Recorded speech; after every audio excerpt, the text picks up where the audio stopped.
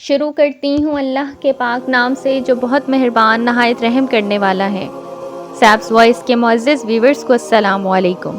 تاریخ میں اسوری قوم ایک عظیم اور طاقتور قوم کی حیثیت سے جانی جاتی ہے جس کا دارالحکومت اشور تھا۔ اشوری دراصل بنی اسرائیل کی نسل سے تعلق رکھتے تھے جو بخت نصر حملے کے بعد غلام بنا کر بابل اور عراق لائے گئے تھے۔ اس زمانے میں دریائے دجلہ کے کنارے نینوا نامی ایک چھوٹی سی بستی تھی۔ اشور کے کسی بادشاہ نے ایک دیوتا کے نام پر نینوا میں ایک مندر بنوایا۔ رفتہ رفتہ دوسرے بادشاہوں نے بھی مندر اور عمارتیں بنانا شروع کر دیں اور ایک دور ایسا آیا کہ یہ چھوٹا سا علاقہ سلطنت اشوریہ کے عظیم الشان دارالسلطنت میں تبدیل ہو گیا۔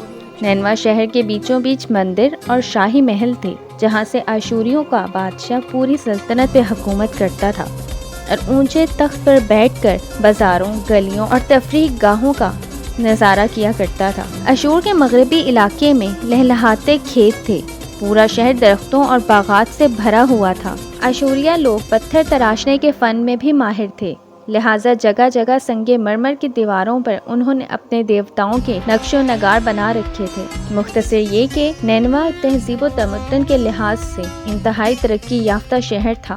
اشودر دیوتا ان کا سب سے بڑا دیوتا تھا، نیز یہ لوگ بادشاہ کو بھی خدا کا درجہ دیا کرتے تھے۔ یہ لوگ بت پرستی اور کفر و شرک میں مبتلا تھے۔ اس وقت نینوا کی آبادی 1,00,000 سے زیادہ تھی اور یہ 700 قبل از مسیح کا زمانہ تھا۔ اللہ نے اس زمانے میں اس قوم کی ہدایت کے لیے حضرت یونس علیہ السلام کو بھیجا۔ حضرت یونس علیہ السلام کا پورا نام یونس ابن متا تھا۔ آپ حضرت ہود علیہ السلام کی اولاد میں سے تھے، جبکہ بعض مفسرین نے لکھا ہے کہ یونس علیہ السلام کا تعلق بنی اسرائیل سے تھا۔ آپ حضرت یوسف علیہ السلام کے چھوٹے بھائی بنیامین کے بیٹے تھے۔ جب آپ کو نبوت ملی اس وقت آپ کی عمر 28 سال تھی۔ حضرت یونس علیہ السلام سب سے پہلے اشوری بادشاہ کے پاس گئے اور اسے پیغام حق سنایا، اسے خدائی کے جھوٹے دعووں سے توبہ کرنے کا حکم دیا اور ایک اللہ کی عبادت کی طرف بلایا۔ حضرت یونس علیہ السلام نے اس سے ان اسرائیلی قیدیوں کو بھی آزاد کرنے کا حکم دیا جسے اس نے قید کر رکھا تھا۔ نینوا کا بادشاہ آپ کی باتیں سن کے غضبناک ہو گیا اور آپ کی جان کا دشمن بن گیا، لہٰذا آپ علیہ السلام نینوا کی عوام کے پاس گئے اور انہیں توحید کی دعوت دی، انہیں شرک و بت پرستی اور دوسری برائیوں سے توبہ کرنے کو کہا، مگر اہل نینوا نے ایمان لانے سے انکار کر دیا اور اللہ کے رسول کو جھٹلا دیا۔ حضرت یونس علیہ السلام مسلسل اس کوشش میں رہے کہ ان کی قوم کے لوگ راہ راست پہ آ جائیں۔ آپ نے انہیں بہت سمجھایا اور دعوت کے کام کو جاری رکھا۔ دیکھتے دیکھتے 40 سال کا عرصہ گزر گیا، لیکن یہ قوم حضرت یونس علیہ السلام کا انکار کرتی رہی اور شرک پر ڈٹے رہے۔ نیز حضرت یونس علیہ السلام کو دھمکیاں بھی دی گئیں کہ اگر آپ نے اشودر دیوتا کے خلاف کچھ کہا تو وہ آپ کو قتل کر دیں گے۔ آخر کار حضرت یونس علیہ السلام اپنی قوم سے مایوس ہو گئے۔ جب سرکشی اور نافرمانی انتہا کو پہنچ گئی تو اللہ تعالیٰ نے حضرت یونس علیہ السلام کو حکم دیا کہ لوگوں کو آگاہ کر دو کہ 3 دن کے اندر ان پر عذاب آنے والا ہے۔ لہٰذا آپ نے اہل نینوا کے سامنے اعلان کیا، اگر تم نے 3 دن کے اندر بت پرستی اور شرک سے توبہ نہیں کی تو تم پر اللہ کا عذاب آئے گا اور پورا شہر تباہ و برباد ہو جائے گا۔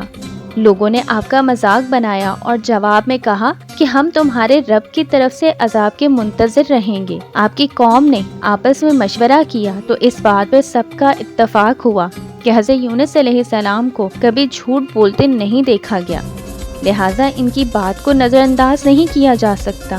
مشورے میں یہ بھی طے ہوا کہ دیکھا جائے کہ حضرت یونس علیہ السلام رات بستی کے اندر اپنے گھر میں مقیم رہتے ہیں تو سمجھ لو کچھ نہیں ہوگا، اور اگر وہ یہاں سے کہیں اور چلے جاتے ہیں تو یقین کر لو کہ صبح عذاب آئے گا۔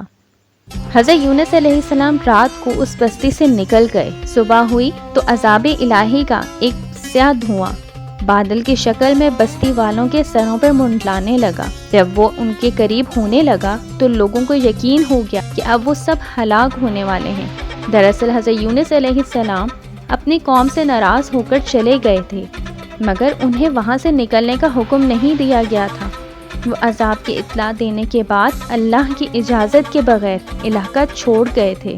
آثار عذاب دیکھ کر جب اشوریوں نے توبہ استغفار کی تو اللہ نے انہیں معاف کر دیا۔ اللہ تعالیٰ کسی قوم کو اس وقت تک عذاب نہیں دیتا جب تک وہ اپنی حجت پوری کر لیتا۔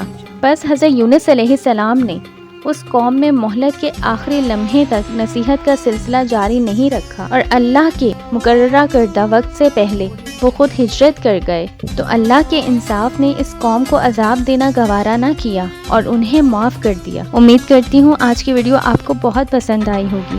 چینل کو لائک اور سبسکرائب کرنا مت بھولیے گا اور ساتھ میں بیل کے آئیکن کو بھی پریس کر لیں تاکہ آنے والی مزید انفارمیٹیو ویڈیوز کا نوٹیفیکیشن آپ کو ٹائملی ملتا رہے۔